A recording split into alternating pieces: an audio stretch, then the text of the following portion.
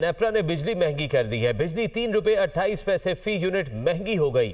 बिजली सेमाही एडजस्टमेंट की मद में महंगी की गई है। बिजली की कीमतों में इजाफे का इत्तलाक 1 अक्टूबर से मार्च 2024 तक होगा। कीमतों में इजाफे का इत्तलाक तमाम सार्फिन पर होगा। फैसला किया गया है, वफाकी हुकूमत को भिजवा दिया गया है। नेपरा ने बिजली महंगी कर दी है। बिजली 3 रुपए 28 पैसे फी यूनिट महंगी हो गई। इसी पर बात करने के लिए इस्लामाबाद से ज़ीशान यूसुफजई हमारे साथ मौजूद हैं। ज़ीशान बताएगा कीमतों में इजाफे का इत्तलाक कब से कब तक होगा?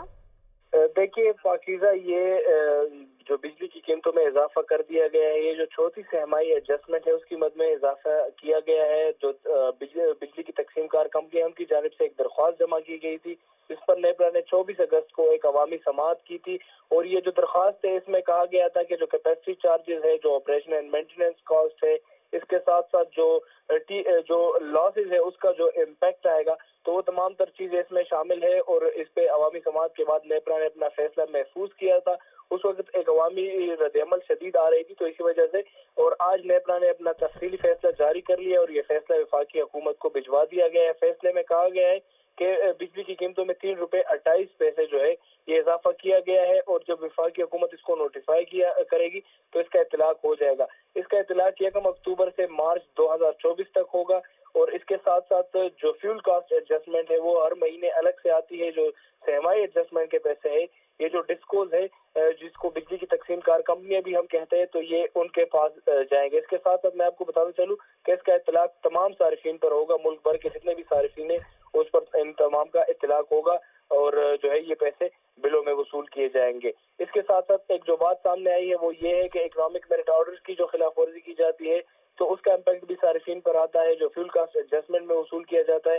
ताहम ये जो सहमाई एडजस्टमेंट है इसके मद में भी बिजली महंगी की जाती है। और इस तमाम तर सूरत हाल पर जब सारिफीन से बातचीत की जाती है तो उनका यही कहना है कि उनके बस से बाहर है, बिजली के बिल से मजीद अदा नहीं हो रहे और जितनी वो कमाई कर रहे हैं तो वो तमाम तर जो पैसे वो बिजली के बिलों में अदा करते हैं। जी ठीक है। ज़ीशान यूसुफजई इस्लामाबाद से अपडेट कर रहे थे, आपका शुक्रिया।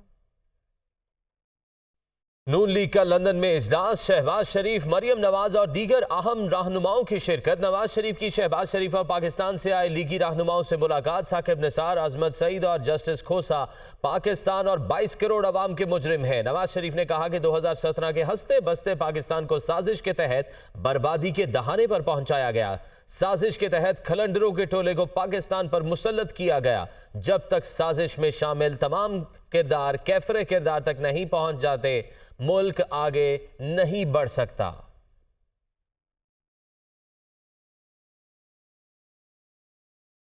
पाकिस्तान मुस्लिम लीग नून के सदर शहबाज शरीफ कहते हैं कि नवाज शरीफ 21 अक्टूबर को पाकिस्तान जाएंगे। तरक्की का सफर वहीं से शुरू होगा जहां पर रुका था। लंदन में मीडिया से गुफ्तगू में शहबाज शरीफ ने मजीद कहा कि चेयरमैन पीटीआई ने मुल्क में तकसीम पैदा की। जुड़लो इलेक्शन के जरिए नवाज शरीफ का मैंडेट छीना गया। नवाज शरीफ साहब 21 अक्टूबर को पाकिस्तान वापस तशरीफ़ लाएंगे और मुझे कवी उम्मीद है अल्लाह के फजल से कि वहाँ पर उनका फ़कीदुल मिसाल वहाँ पर इस्तकबाल होगा। 2018 में जो कुछ हुआ वो पूरी कौम ने देखा कि एक संगीन मजाक किया गया कौम के साथ। और पाकिस्तानी कौम जो तरक्की के रास्ते पर तेज़ी के साथ रवां दवां थी, वो उस सफ़र को यकदम उसको ख़त्म कर दिया गया। झुरलू इलेक्शन हुए और नवाज शरीफ का मैंडेट छीन लिया गया। नवाज शरीफ ने कभी कौम से गलत बात नहीं की, गलत वादे नहीं किए। आपको याद होगा कि नवाज शरीफ ने 2013 में कहा था कि मुझे कौम अगर मौका देगी तो इंशाल्लाह 5 सालों में 2013 से लेकर 18 तक 5 सालों में बिजली के अंधेरे ख़त्म करने की पूरी कोशिश करूंगा। और अल्हम्दुलिल्लाह आपने देखा कि 4 साल में बिजली के अंधेरे ख़त्म हो गए। लाखों लोगों को रोज़गार मिला, अरबों डॉलर की सरमायाकारी हुई। उसके बाद जो कुछ हुआ आपने देखा कि कौम में जहर घोला गया, कौम को तकसीम दर तकसीम कर दिया गया। नवाज शरीफ इस जहर को ख़त्म करने के लिए इंशाअल्लाह आ रहा है। नौजवानों को तालीम के जेवर से रास्ता पर रास्ता करने के लिए लाखों नौजवानों को आईटी की फील्ड में और ज़राअत की फील्ड में और दूसरे शोबों में नौजवानों को रोजगार दिलवाएंगे इंशाअल्लाह।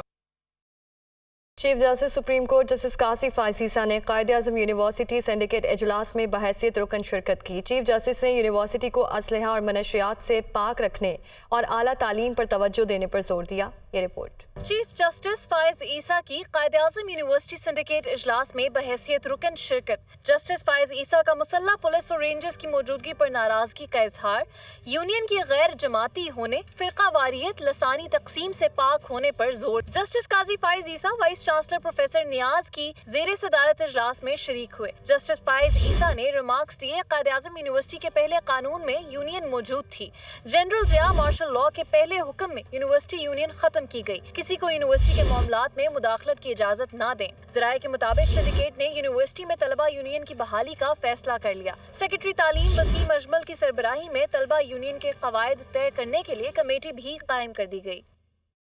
Army chief general Syed Asim Munir और chairman joint chief of staff committee से सऊदी अरब के आला सतह के वफ्द की मुलाकातें हुई। मुलाकात में अहम उमूर पर तबादला ख्याल किया गया। ISPR के मुताबिक army chief general Syed Asim Munir से सऊदी अरब के आला सतह के वफ्द ने मुलाकात की। सऊदी वफ्द की क़यादत chief of general staff general Fayyad bin Hamed Al Ruwaili कर रहे थे। मुलाकात में बाहमी दिलचस्पी और दिफाई उमूर के साथ साथ मुख्तलिफ शोबों में ताउन पर तबादला ख्याल किया गया। सऊदी अरब से आए आला सतह के वफ्द ने chairman joint chief of staff committee general Sahir Shamshad Mirza से भी मुलाकात की। गिलगित बल्तिस्तान में सरकारी गाड़ियों की मलकियत आवाम को तफवीज़ कर दी गई, जिसका मकसद गाड़ियों का गैर ज़रूरी इस्तेमाल रोकना है। चीफ सेक्रेटरी गिलगित बल्तिस्तान की हिदायत पर गाड़ियों पर अवामी मलकियत के स्टिकर्स लगाने का सिलसिला शुरू। चीफ सेक्रेटरी ने अपनी गाड़ी पर स्टिकर चस्पा करके मुहिम का आगाज किया। सरकारी गाड़ियों का गैर जरूरी इस्तेमाल रोकने के लिए चीफ सेक्रेटरी गिलगित बल्तिस्तान मोहिउद्दीन अहमद वानी का अहसन इकदाम। सरकारी महकमों के अफसरान के ज़ेरे इस्तेमाल गाड़ियों पर अवामी मलकियत के स्टिकर लगाने की हिदायत कर दी। तमाम सरकारी गाड़ियों पर ये गाड़ी अवाम की मलकियत है के स्टिकर्स चस्पा कर दिए गए। सरकारी ज़राए के मुताबिक गिलगित बल्तिस्तान में इस वक्त 4165 गाड़ियाँ सरकारी अफसरान के ज़ेरे इस्तेमाल है। तमाम गाड़ियों पर अवाम की मलकियत होने के स्टिकर्स लगाने की मुहिम जारी है। चीफ सेक्रेटरी गिलगित बल्तिस्तान ने अपनी सरकारी गाड़ी पर स्टिकर चस्पा करके मुहिम का आगाज किया। स्कर्दू के शहरियों ने चीफ सेक्रेटरी गिलगित बल्तिस्तान मोहिउद्दीन अहमद वानी के इस एहसन इकदाम को सराहते हुए अपने मिले जुले रद्द अमल का इजहार किया। गिलगित बल्तिस्तान हुकूमत की जानिब से इस इकदाम का मकसद अवाम के पैसों का बेजा इस्तेमाल रोकना और फजूल खर्चियों को कंट्रोल करना है। दीगर सूबों के सरकारी अफसरान को भी इसकी तकलीद करनी चाहिए।